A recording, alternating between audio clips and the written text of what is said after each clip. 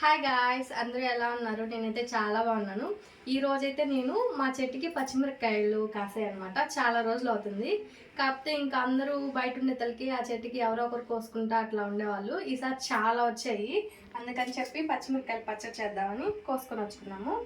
ఇప్పుడు పచ్చిమిరపకాయల పచ్చడి కోసం అయితే పచ్చిమిరపకాయలు ఇవి వచ్చి ఒక 200 గ్రాములు దాకా ఉంటాయి పచ్చిమిరపకాయలు. 200 గ్రాముల పచ్చిమిరపకాయలకి నేను 400 గ్రాములు టమోటాలు అయితే తీసుకున్నాను. నేను 400 గ్రాములు టమోటాలు అయితే తీసుకున్నాను. 2 టీ స్పూన్లు ధనియాలు, 1.5 టీ స్పూన్ జీలకర్ర, 1/2 టీ స్పూన్ మెంతులు, చింతపండు కొంచెము, కరివేపాకు, కొత్తిమీర, ఒక 6 పాయలు వచ్చి తెల్లగడ్డలు తీసుకున్నాను. ఇప్పుడైతే మనం ప్రాసెస్లోకి వెళ్దాం. ముందుగా అయితే కడాయి పెట్టుకొని అది వేడెక్కిన తర్వాత అందులో ఆయిల్ వేసుకోవాలి.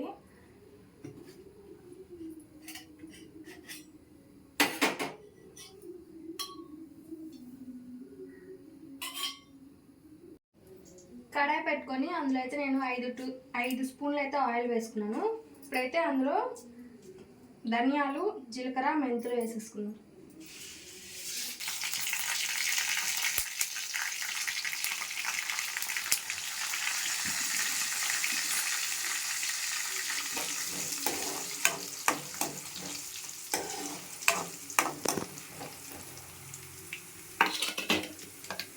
ఇప్పుడు ఇవి వేగిపోయాయి. ఇప్పుడు అందులోనే పచ్చిమిరపకాయలు కూడా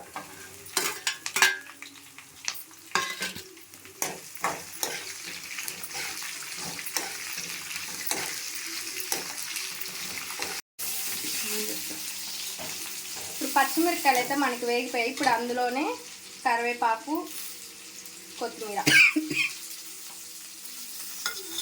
ఇవి వేగిపోయిన తర్వాత ఇంకా సపరేట్గా ప్లేట్లో తీసుకోవచ్చు.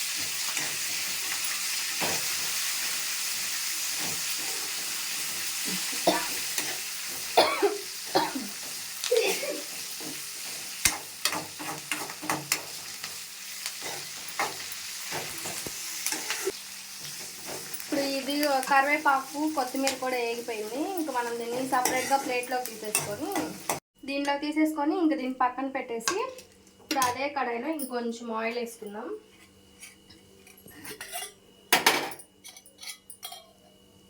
కొంచెం ఒక 2 స్పూన్లు. ఇప్పుడు అందులో టమాటాలు వేసుకుందాం.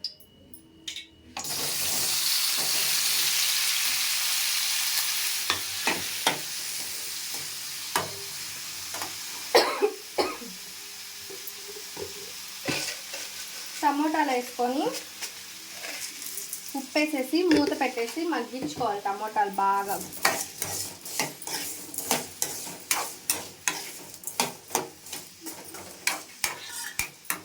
ఇంకా మూత పెట్టేసి ఒక 5 మినిట్స్ కానీ వదిలేసామంటే టమోటాలు మెత్తగా అయిపోతాయి.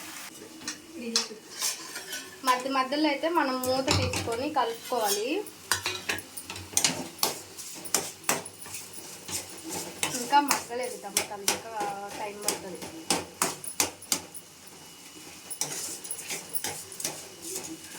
గుజ్జుగా అయిపోవాలన్నమాట టమాటాలు.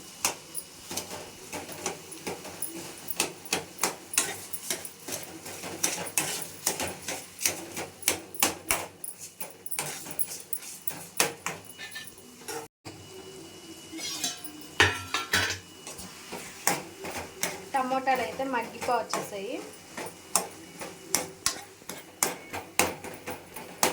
ఇప్పుడు ఇందులోనే చింతపండు,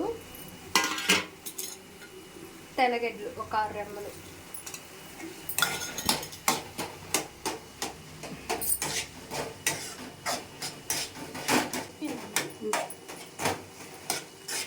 టమోటాలు అయితే మగ్గిపోయాయి. ఇంకా ఇది చల్లారిపోతే మనం రోట్లో వేసుకొని దంచుకున్నాము.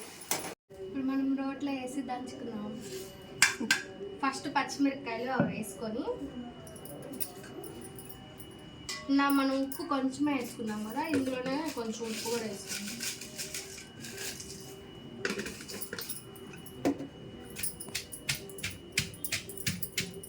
రోట్లో దంచుకుంటేనే బాగుంటుంది పచ్చడి, మనం మిక్సీకి వేసుకునే దానికంటే.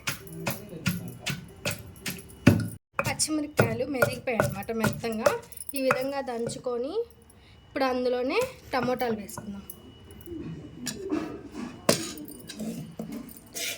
ఇందులో టమాటాలు వేసేసి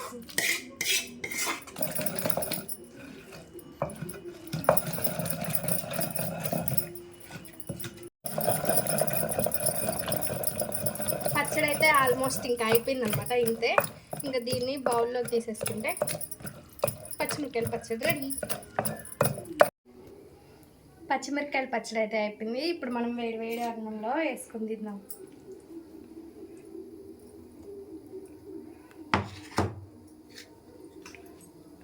ఫోటో దిగండి, అది ఆపేసేసాం. పచ్చిమిరకాయల పచ్చడి అయితే అయిపోయింది. ఇప్పుడు మనం టేస్ట్ చూద్దాం ఏ విధంగా ఉందో.